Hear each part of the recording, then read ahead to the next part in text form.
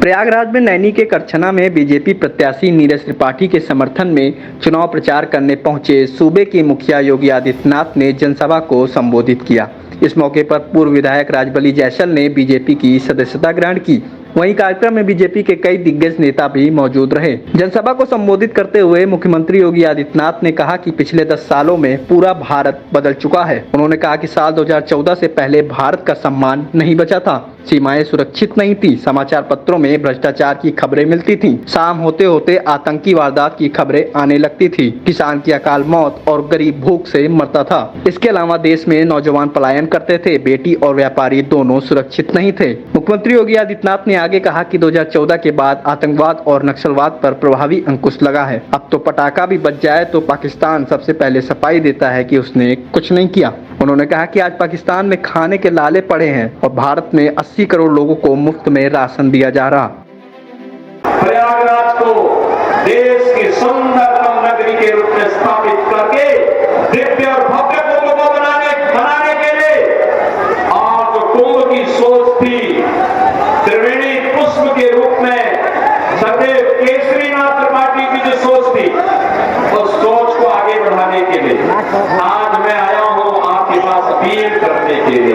Party को यहां पर श्रीमती प्रोफेसर नीता गोगना जोशी जी के आशीर्वाद से प्रधानमंत्री मोदी जी ने भारतीय जनता पार्टी का प्रत्याशी बना करके आपके बीच में उतारा है। आप चुनाव जिता करके भेजेंगे इनको, भेजेंगे। अर्चना की जनता इस कार्य में आगे बढ़ाएगी। बहनों और भाइयों, मैं आपका प्रति आभारी हूं कि पीयूष आप सबको मैं जिम्मेदारी दे रहा हूं कि हर दिन 5 परिवार के पास जाना है।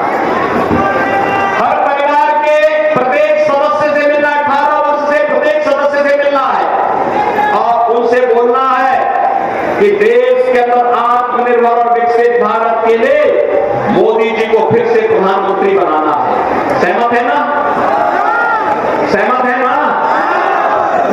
और भाइयों, आप सभी लोग, ये जितने लोग हैं सभी लोग अगर करने को तैयार हैं तो मैं बहनों और भाइयों आप सबसे अपील करूंगा, प्रयागराज से भव्य कमल फैलाना है।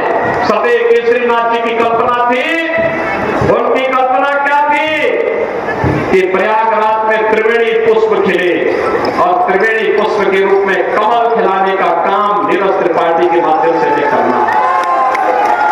केसरीनाथ जी को भी श्रद्धांजलि हो जाएगी और मोदी जी तीसरी बार देश के प्रधानमंत्री बनेंगे। मैं पूछना चाहता हूं, क्या राजोपाल पिछड़ी जाति का नहीं था? किस तरीके से निर्मम हत्या इसी प्रयागराज में हुई थी। एक अधिवक्ता उमेश पाल के साथ क्या घटना घटी थी, किस तरीके से निर्मम हत्या की गई थी। और बहनों भाइयों, उमेश पाल की विधवा जयापाल भी इस मंच पर आई है, वो भी न्याय मांगने के लिए आई थी। किसने माफियाओं को इतना अधिकार दे दिया?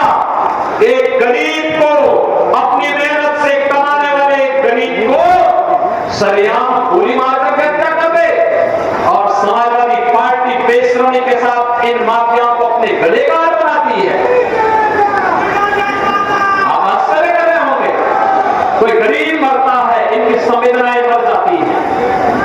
रामबाग कल्याण सिंह जी का निधन हुआ, समाजवादी पार्टी ने संवेदना के एक भी शब्द व्यक्त नहीं किए।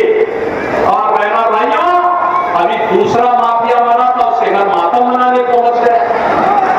और मैं तो आप सबसे यही अपील करूंगा, पार्टी को बोलो कि इनको अगले 25 वर्ष के लिए जितने दुर्दांत माफिया हैं उनकी कब्रों में फातिया पढ़ने के लिए स्वतंत्रता दे दी जाएगी। भाई 25 वर्ष से यही काम, चुनाव की राजनीति से इनकी छुट्टी, चुनाव की राजनीति से छुट्टी। अभी वे आए थे फूलपुर में, दोनों लड़कों की जोड़ी पकड़ने की नहीं थी और बैरन वापस चले गए। बहनों भाइयों, अब लोग भी उनको सुनना नहीं चाहते क्योंकि पब्लिक को पता है, जनता सब जानती है और जनता को इसीलिए लोकतंत्र में जनार्दन बोला गया है। आरोप प्रत्यारोप करना, जब कोई